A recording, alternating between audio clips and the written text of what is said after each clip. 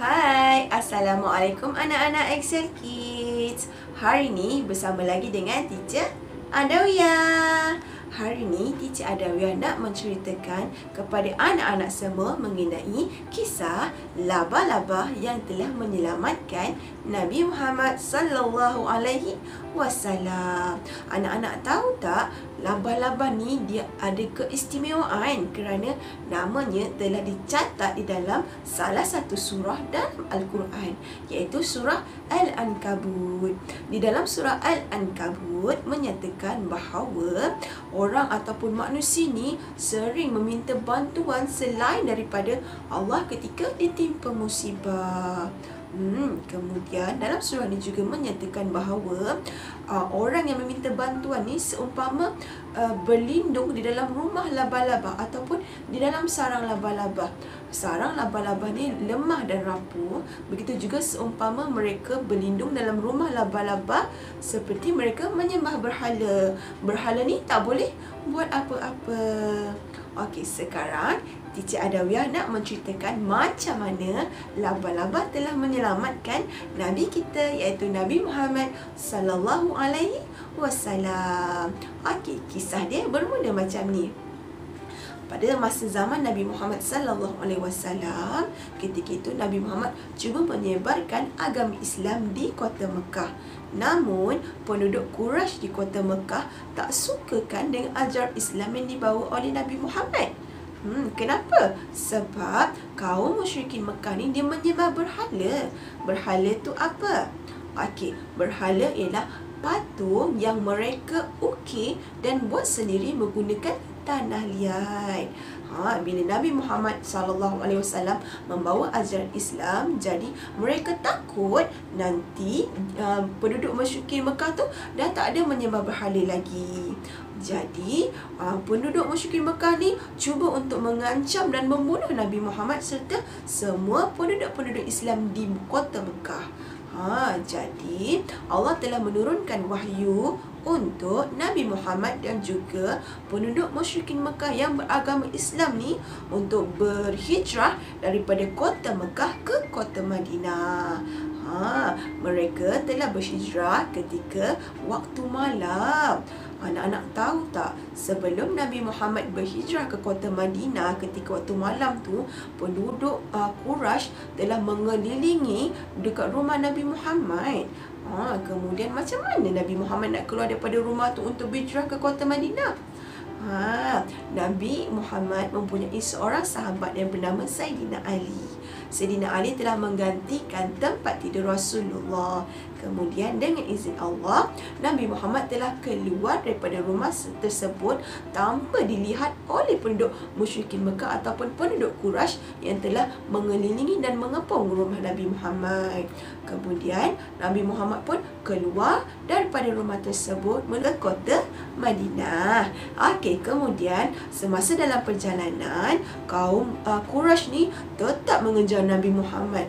Kemudian sehingga satu tempat Nabi Muhammad dan juga sahabat baginda yang bernama Sayyidina Abu Bakar telah bersembunyi di dalam satu gua, anak-anak.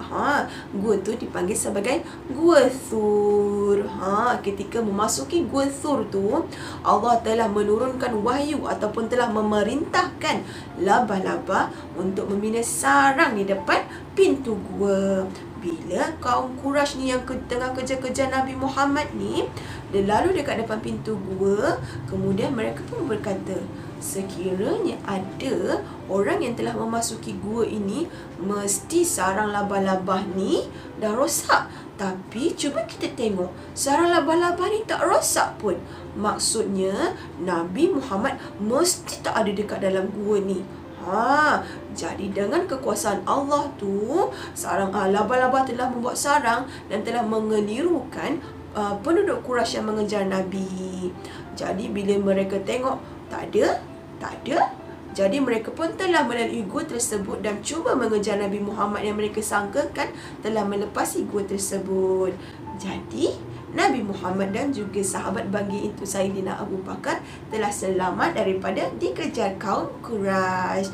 Anak-anak, besar tak pengorbanan sarang laba-laba tu? Cuba anak nak tengok. Laba-laba tu kecil ke besar? Laba-laba kecil, tapi walaupun dia kecil, dia telah memberi ataupun membuat pengorbanan yang besar kepada Nabi Muhammad sallallahu alaihi wasallam. Kemudian selepas 3 hari berada di dalam gua tersebut, Nabi Muhammad dan juga sahabat baginda itu Saidina Abu Bakar telah keluar daripada gua dan meneruskan perjalanan menuju ke kota Madinah.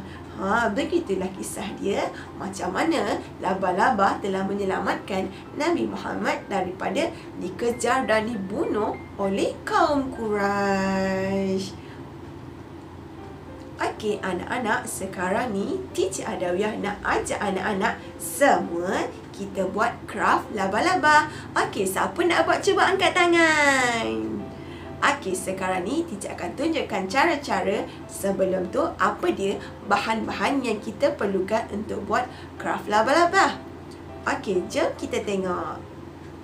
Bahan-bahan yang kita perlukan untuk buat craft laba-laba, yang pertama ialah lembaran ataupun kits yang telah Teacher sediakan, magic color, gunting, tali dan juga gam. Okey, sekarang Teacher akan tunjukkan macam mana kita nak buat craft laba-laba kita. Cara untuk membuat craft laba-laba ini, anak-anak perlu ambil gam. Kemudian anak-anak perlu letak gam ni mengikut kepada garisan putus-putus ni. Okey, macam ni letak. Okey, kemudian dengan menggunakan tali yang telah Teacher bekalkan juga, anak-anak mula daripada sini letak tali tersebut di atas gam. Kena ikut garisan, okey? Buat cantik-cantik.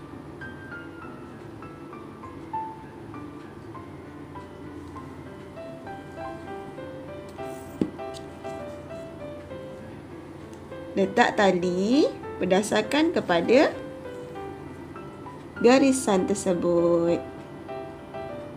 Anak-anak perlu selesaikan daripada sini sehingga habis dan ulangi juga dengan garisan seterusnya.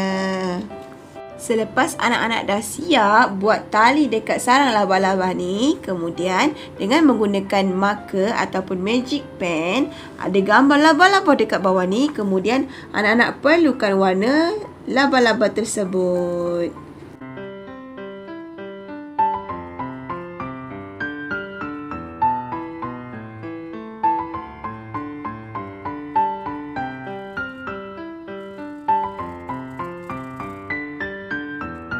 Laba-laba yang anak-anak telah siap warnakan, anak-anak boleh gunting mengikut kepada garisan putus-putus. Laba-laba tersebut kemudiannya digam dan ditampal di atas tali. Okey anak-anak, selamat mencuba. Teacher harap apa yang Teacher sampaikan dan ceritakan hari ini, anak-anak dapat ingat macam mana laba-laba telah menyelamatkan Nabi kita, iaitu Nabi Muhammad, daripada dikejar kaum Quraisy. Semoga berjumpa lagi di lain video. Kita jaga kita. Bye. Assalamualaikum.